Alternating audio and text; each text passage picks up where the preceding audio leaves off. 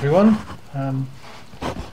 Welcome to the vodcast, and I've got a bit of a not so philosophical subject for you today, and it's a continuation of another video I did about not judging, or inspired by the quote that's attributed to Jesus, that judge not that ye be not judged. And so I go over some of that ground a little bit in this piece of writing I've done, but I think I'll go further, and I've had a few sort of insights that I hope you will find as interesting and maybe even useful as have. And it's written in the style of a piece written by Richard Smullyan, who's not a very well-known philosopher in a lot of, in the wider public, but he's one of my personal favourites, partly because he was one of the people who inspired me with some of his work to become interested in philosophy and to look into it further. And he wrote an excellent piece called "Is God a Taoist?" Taoist is spelled Taoist. I'm going to put a link to the work in the file in the show notes. But it really is an excellent piece of work. It's humorous, it's wise, it's wonderful, and it's so intelligent. And it's basically a conversation between God and a sinner. And so I've written this in the style of that. So we've got a person, in this case not a sinner, talking to God, and obviously I'm not claiming this really was a real conversation with God, though if you read "Is God a Taoist?" you'll see how Richard Smullyan looks into that concept, as whether it's a valid concept to even say whether a conversation is with God or not. So who knows, perhaps it is with God. But anyway, I'm going to give that to your judgment, and I'm just going to read the piece to you. And it starts off with the person asking a question of God. So, hi, what did you mean by "judge not that ye be not judged"? Well, what do you think it means? God replying. I'll try and do it in a slightly different voice, more authoritative. Well, the standard Christian view would be that it is a warning to not judge others, as you will be judged by God to a similar degree. And do you agree? I feel like you are a God of love, not judgment. That is right. So could it mean something else then? You seem to feel there is some meaning of value there. I do feel there is something of value there, yes. I'm not sure why. You should look out for such intuitions and feelings. They are often a guide to truth, and not always. But can you think of a more loving and less judgmental interpretation for this saying? After all, it would be a bit hypocritical of me to advise you against judging and yet reserve the right to judge you. Yes, maybe that was what was bothering me as well. Anyway, it could mean a similar thing to another saying attributed to you: "As you sow, so shall you reap." So it could be advising against judging others, so that you reap less judgment from others yourself. That is good. Yeah, that's a really good thought. Almost, yeah, I like that. Really? So that isn't the meaning? Yes, in a way. It's amazing of you to think of that and to make that connection, but actually that isn't the complete meaning, but part of it. Very few people understand that level of this saying. It has many levels of meaning. I've noticed that before with other sayings of Jesus. Can you think of anything else that it might mean? Well, if the sow and reap thing is related to the concept similar to karma, then maybe there is another kind of Buddhistic layer to it. Or is that sacrilegious or against Christianity to bring that up? Do you think I am a Christian then? Well, so far you have agreed with Christian ideas. Well, there are many great ideas in Jesus' saying, but There are also many in Buddhism and in other faiths, even in atheism. But there are many false ideas as well, or part-formed insights. In most religions there are severely damaging ideas as well, as I'm sure you've noticed. Well, yes, I did wonder about that. Clever, isn't it? Sorry? What I did there, or more accurately, what I allowed to be done by people in my name. Can I just ask you something, God? It sounds like you're saying my and name with capital letters somehow. Oh yes, but you do not need to if you don't want to. We are family after all. The fact that there is a lot of truth in religion is obviously there to help people learn the truth. Well, yeah. But the false and even damaging ideas are there for a good reason as well. Is that so people are not just spoon-fed the truth but must find it out for themselves? Precisely. And that is actually the only way to inform people about such ideas. They must partly discover it for themselves. You cannot just learn about me through words.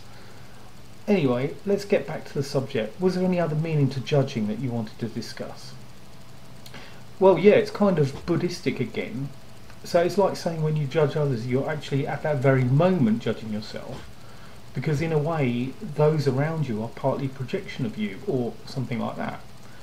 I suppose you could say it's quite Jungian as well, or even like some New Age ideas, where we are all one. Well, who is using capitals now? Yeah, it does have that meaning as well. Certainly, anything you judge in others is actually in you as well to some extent. So are you saying that there's a murderer in me or a terrorist? No, most people are not really capable of that. But not because they do not have that potential, but more because of their lives, their history. If they had had different upbringings, different parents, different teachers, a different religion, etc., etc., etc., they might well have been the type of person they are now judging. Well, I suppose that's right. And what fault is it of theirs who they were born to or in what country? That's a good point. Can I also suggest that in the vast majority of cases, if you did understand all the circumstances of their lives, as I do, you might wonder how they didn't turn out worse. I hadn't really thought of it that way. Maybe there was a reason they were the ones who had those experiences and not you, because they could handle that role better. Well, that is rather humbling, or maybe they've done well, even though from the outside it might look quite different because of what they have experienced through no fault of their own. Of course, their own will has played its part, but under pressures we maybe cannot understand. So, do you count yourself in that we? It sounded like you capitalised it again. Of course, I count myself. What? Are you saying even you cannot judge them? How much is their own will and how much circumstances have played a part? I can judge them, but if I did, I would be breaking my own advice, wouldn't I? Well, I suppose so. I didn't think judge not applied to you as well. Judge not that ye be not judged with a capital Y. Oh yes. So you could judge, but refrain from doing so? Yes. So as not to be a hypocrite? That as well, but actually I'm not qualified to judge another person. What? Oh yes, oh yeah, I'm not qualified. Do you think I am? Well, surely if anyone is, you are. Now that is true. Right, but even you are not. That is correct. However, I am qualified to judge whether I'm qualified to judge. Well, so you know you're not qualified to judge me, for instance. That is right. But you know everything there is to know about me. Oh yes, much, much more than you are even aware of yourself at this time. You know everything about my life, the decisions I've made, the effects of free will, if any. In short, you know everything. Oh yeah, I know everything, and I have an unbiased viewpoint. I also have infinite time to consider the question, and infinite resources of all kinds, and I cannot possibly judge you or any person. And by person you don't just mean human beings, I presume, but some animals? Any unique individual, basically. Yes, and that is the point, uniqueness. All my children are unique. Against what standards should I judge them then? I see, you cannot measure a unique thing against another unique thing. That's right, and yet you judge yourself all the time. Oh, well, yeah. Oh my God. Oh, sorry. For what? Well, sorry for saying oh my God. Well, don't worry, I'm not so sensitive to take an off-the-cuff remark, personally. Well, of course. Yeah, I do judge myself a lot. So that is the other meaning? The other meaning? Or what, there are even more deeper ones? Maybe. Well, would you mind telling me them? Maybe. Not now, and maybe you are the one who discovered them. What, me? Yeah, but enough of that now. Let's get back to this meaning of the saying. Okay, yeah. How intriguing. So we can take it really literally. Judge not that ye be not judged, or in modern language, don't judge yourself. Absolutely. This is a very high and important meaning of the phrase. You are not qualified to judge yourself. And here the word judge is being used in a similar way to condemn. In other words, to throw down the gavel and say you've reached a conclusion about yourself and you condemn yourself by that judgment. You are not qualified to do that, nor is any other human being, and you're not qualified to condemn them either, of course. Even I am not qualified. Whoa. This doesn't mean you should not try to reach provisional judgments about yourself or others, but just keep an open mind. Do not write people off. I never do.